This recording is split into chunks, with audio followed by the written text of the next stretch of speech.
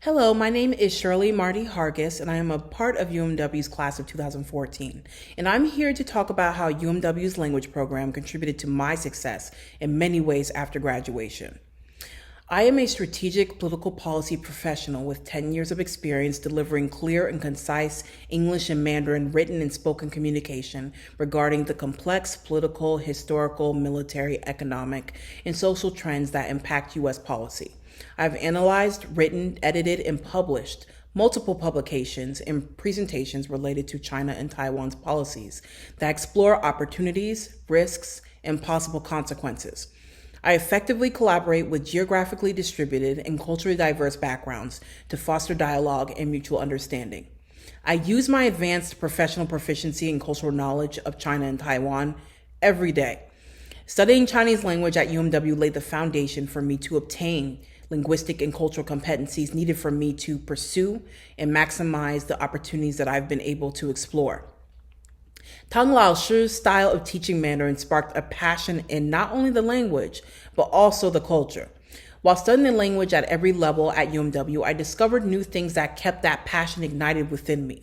For example, my parents are from Ghana. Tang Lao Shi one day told me that there are 40,000 Africans in Guangzhou, China. I was shocked, and I knew I had to see it for myself. So when I eventually went to China, I went to Guangzhou, and there's a popular dish in Ghanaian culture called jollof rice.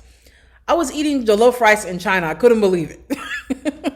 At UMW, I was also able to connect my love for art to writing traditional and simplified characters.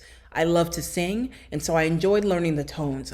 I was very interested in the China-Africa relationship, and I was also interested in the US-China relationship. And I wanted to conduct field research on both topics and knew that I needed to obtain the vocabulary to be able to speak and write on these topics. To position myself to reach these goals and explore my passions, I took advantage of advanced language study programs such as the TUSA program to study in Tainan, Taiwan, prestigious government grants like the Boren Scholarship to fund CET Harbin and Harbin, China, and the Critical Language Scholarship to fund the CLS program in Suzhou, China. Afterward, I obtained the Huayu Enrichment Scholarship to fund language study in Taiwan. Just living in China and Taiwan, my language proficiency really started to advance from everyday interactions with people. Everyone wanted to talk to me, everybody. They were curious about how I was able to speak Mandarin, and I connected with people that way. Everyday conversations played a big role in my language proficiency. Taking the time to live in China and Taiwan and advancing my language proficiency opened so many doors for work opportunities when I came back to the US. Now that I'm in the workplace, I cannot emphasize enough the importance of having the combination of language proficiency and knowledge of the cultural nuances of both China and Taiwan. I appreciate the classes that I was in with Tang Lao Shi because there were many opportunities to especially have cultural discussions, because those discussions set me on the path to really explore every curiosity that I had about Taiwan and China. China and Taiwan are incredibly diverse places, and when you are working in different industries, employers want you to know those nuances because they show in the quality of your work. The perception I had of China before I went to China is very different right now. Same with Taiwan. In terms of travel, Chinese people are everywhere.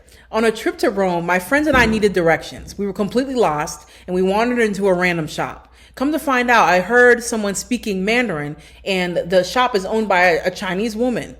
And I used my proficiency to get us directions, but she was so curious to know how I was able to speak Mandarin. It was an entirely different conversation. But it's these random situations that I always end up in. Even when you go to Chinese restaurants in the US, ask them for the real menu. They'll know what you're talking about. Trust me.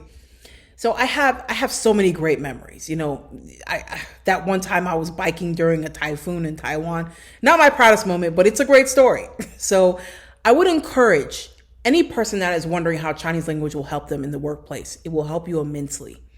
There's very lucrative work available to you with Chinese language in your arsenal.